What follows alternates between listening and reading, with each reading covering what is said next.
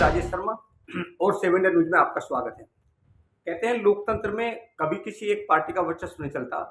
देश की आज़ादी से लेकर आज तक बहुत सारे दल आए और सत्ता में भी आए और आकर चले भी गए। एक दौर कांग्रेस का था आज़ादी के बाद। कांग्रेस ने लंबे समय देश में शासन किया, लेकिन जब बीजेपी और अन्य दल आए तो कहीं ना कहीं कांग्रेस को भी मुख्य धारा से अलग हटना पड़ा। तो ऐसे ही तमाम दल आते हैं और ये जनता है, जनता जनार्दन है, क्योंकि हर 5 साल बाद चुनाव होते हैं और चुनाव में 5 साल में क्या किया, क्या खोया, क्या पाया, इसका टोटल हिसाब जनता पॉलिटिकल पार्टी को देती है। तो अब मैं उत्तर प्रदेश की बात करता हूँ कि अगर मैं उत्तर प्रदेश की बात करूँ तो लोकसभा चुनाव 2024 चूँकि समाप्त हो चुके हैं, सबकी मतगणना हो चुकी है, रिजल्ट सबके सामने है। सबसे बड़ा झटका अगर किसको लगा तो एकमात्र उत्तर प्रदेश में बीजेपी को लगा, और वो बीजेपी जिसने लगातार सपना सुझाया था कि 2040 तक उन्हें लगातार सत्ता में बना रहना है। 2024 में जब चुनाव हुए, कांग्रेस के खिलाफ बहुत सारी एंटी इनकम्बेंसी थी, बहुत सारे भ्रष्टाचार के आरोप लगे। एक तरफ एक पूरी हवा कांग्रेस के खिलाफ थी, और जब 2014 का चुनाव होता है तो बीजेपी अपने बल में पूर्ण बहुमत की सरकार बना लेती है। और अगर जहाँ तक उत्तर प्रदेश का मामला है, चूँकि उत्तर प्रदेश 80 लोकसभा सीटों वाला राज्य है, देश का सबसे बड़ा राज्य है, यहाँ बीजेपी 80 में से 71 सीट लेने में अपने बल पर कामयाब हो जाती है, जबकि 2 सीट अपना दल जो गठबंधन के साथी हैं उन्हें मिलती है। तो 73 सीट बीजेपी को मिल जाती है और 7 सीट तमाम दलों को मिलकर बनती है, और बीजेपी इंडिपेंडेंट सरकार बनाती है। जब 2019 का चुनाव आता है तो 2019 तो मार्च 5 साल में, मैं उत्तर प्रदेश की बात कर रहा हूँ, तो एक एंटी इनकम्बेंसी ऐसी होती है कि बीजेपी और 9 सीट और कम कर देती, घटा देती देश प्रदेश। तो बीजेपी को 62 सीटें और 2 सीटें सहयोग दल अनुप्रिया पटेल को मिलती है, अपना दल को, तो मिला के 64 सीट होती है। लेकिन 2024 का जैसे लोकसभा चुनाव आता है, जहां एक और देश के प्रधानमंत्री एक और 400 पार की बात करते हैं और दूसरी ओर भगवान राम के मंदिर की प्राण प्रतिष्ठा होती है, तो बीजेपी को ये लगता है जब प्राण प्रतिष्ठा होती है तो एक बयान चलती है भगवान राम के नाम पे, और बीजेपी कहती है कि 500 साल पुराना जो संघर्ष था उसमें जीत मिली है, भगवान राम के मंदिर की प्राण प्रतिष्ठा होगी। तो मोदी जी 2024 में 400 पार का नारा देते हैं, उत्तर प्रदेश में योगी 80 पार का नारा देते हैं। लेकिन जनता है, ये जनार्दन है, और चूंकि परीक्षा में कितने अंक देने हैं ये जनता जनार्दन तय करती है। बीजेपी को कहीं सपने में नहीं पता होगा कि इतना बड़ा नुकसान उत्तर प्रदेश में होने वाला है, और उत्तर प्रदेश में हुआ।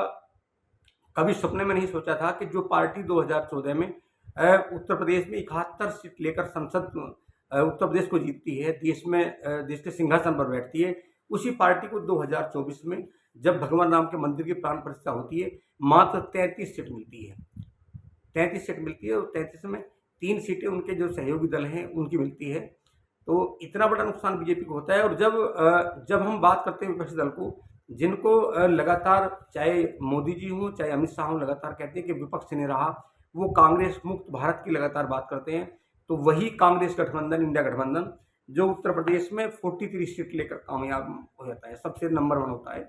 मतलब बीजेपी को यहाँ सिर्फ 33 सीट मिलती हैं, जबकि इंडिया गठबंधन यहाँ 43 सीट जीतने में कामयाब होता है। हालांकि 43 सीट का जैसे डाटा आया तो तमाम विपक्षी दलों के सामने चूंकि एंटी इनकम्बेंसी थी और बहुत सारे मुद्दे थे, तो मैं इसलिए बात कर रहा हूँ कि यहाँ ये जनता जनार्दन है। जब 5 साल बाद लोकतंत्र चुनाव होते हैं तो जनता को परीक्षा पॉलिटिकल पार्टी को देनी होती है, नेताओं को देनी होती है, और उस पर कितने मार्क्स देने हैं, किसे पास करना है, किसे फेल करना है, ये सब काम जनता का होता है।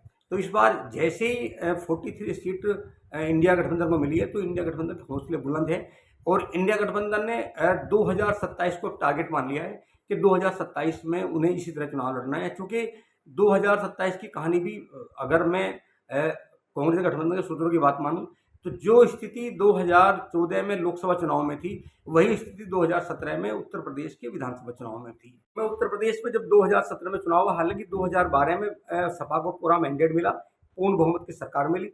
जब 2017 में चुनाव उत्तर प्रदेश में आया तो उत्तर प्रदेश में भाजपा ने तमाम विपक्षी दलों को चित कर दिया।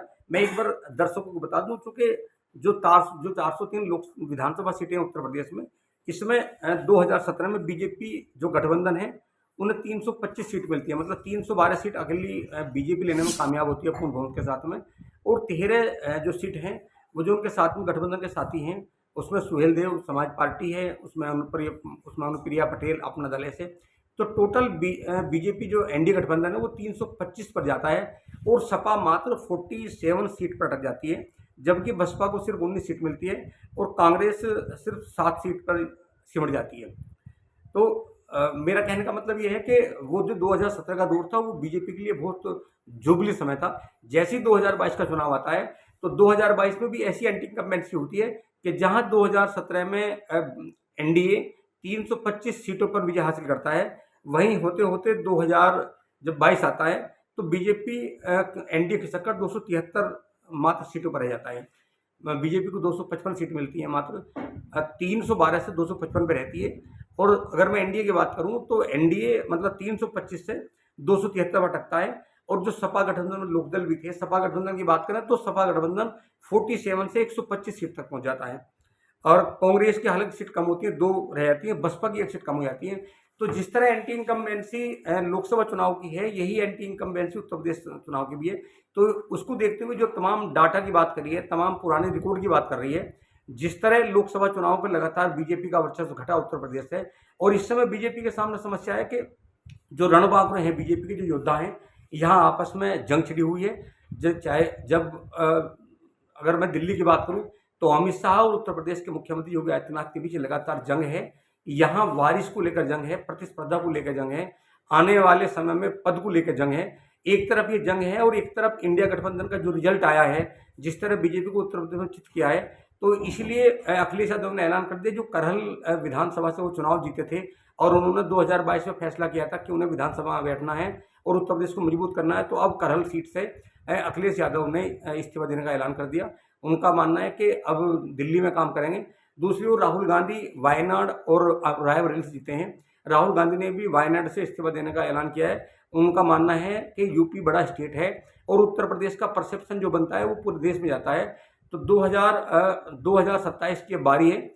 2027 को लेके राहुल गांधी और अखिलेश यादव ने एक साथ अब उत्तर प्रदेश में बड़ा अभियान चलाने का मन बनाया है। चूंकि 2027 टारगेट है। अगर मैं सूत्रों की बात मानूं तो इंडिया गठबंधन के सूत्रों का कहना है कि 2027 में ये इंडिया गठबंधन हर हाल में उत्तर प्रदेश को जीतेगा। इसके साथ साथ जो उत्तर प्रदेश के आसपास के चुनाव हैं, अगर हरियाणा की बात करें तो हरियाणा में चूंकि इसी साल चुनाव है, वहाँ भी लगातार इंडिया गठबंधन अपने प्रत्याशी उतारेगा।